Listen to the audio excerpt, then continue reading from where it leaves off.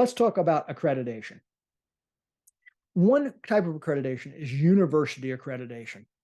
And universities can be accredited either regionally or nationally. So, so you got the whole university. And what you want is you want a university that is accredited regionally. Okay. It's considered, as I've got here, the gold standard. It's prestigious. It's widely accepted. These are the regionally accredited universities are accredited by one of these programs. Okay. The Middle States Commission, the New England Commission, the Higher Learning Commission, the Southern Association, and the Western Association. Those are regions of the universe of the United States that are broken out, and you want to look for those that are regionally accredited. This is the Department of Education has approved these accreditation commissions to go in and accredit them. So that's everything. So Harvard is accredited.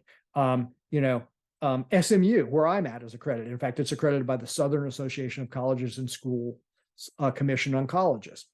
So, University of Florida, University of Texas, University of California, University of Kansas, Mount Holyoke University. I'm just throwing out Stanford University.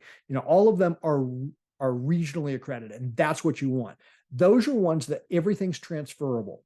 So if you change from one university to another, it's transferable. If you go from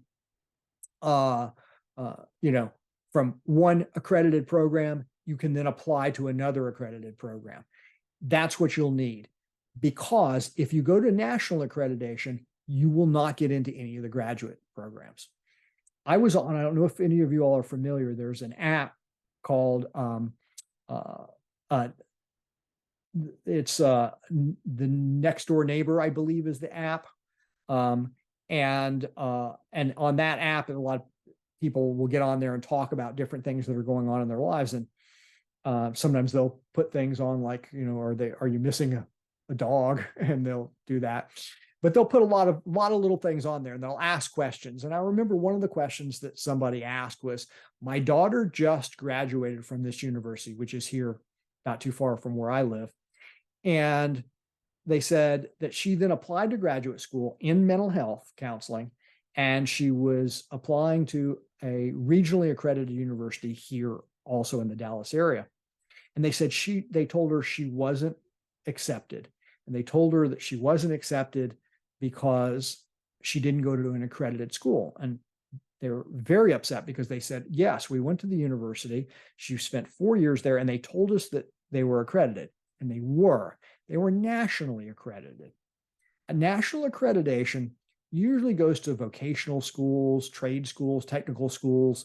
Sometimes it goes to religious schools. A lot of those that are training people to become, preachers will have national accreditation, theological accreditation. But those are not considered to be the same academically. And they're not held to the same level of standards typically, so it's easier to get them. And as a result, it's not accepted generally by the regionally accredited universities. And that's what happened. She was going to go to a regionally accredited university. Now, she was surprised because the university she went to, which is not specifically a theological university, was nationally accredited by a theological group. And she was going to go to a university in mental health counseling that was, in fact, the exact name. I'm not going to hand out the names, but in the name, it said the name of a specific religion. And so she thought, well, why wouldn't you accept that? Yes. But the one for graduate school was nationally accredited because it had met all the standards, the gold standards for academics.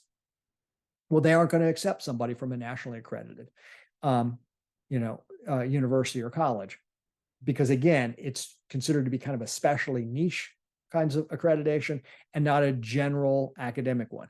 So that means she spent 4 years in what she thought was an accredited program and didn't. I wrote a long response to let her know, here's why, here's what the thinking is, because no one had ever told her.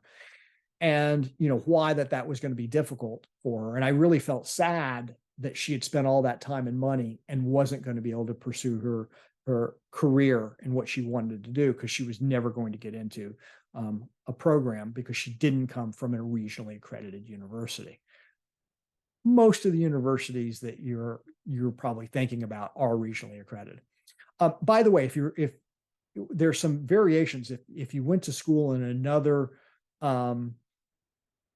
country, it can vary. So for example, Canada to US is pretty easily, because if it's accredited in Canada, then you can often transfer in, and there's a lot of back and forth with that. So there are those variations depending on where you come, and that's true for licensure too. For example, you might have gone to graduate school in a foreign university outside the United States somewhere, and there are exceptions for getting licensed, where if you came from a non-accredited university in the United States, there would be no exception for you. So that's an important concept to kind of think about. And we're not going to have time in this course to go over everything from people coming in from other countries to the United States. So we're really going to focus on the United States.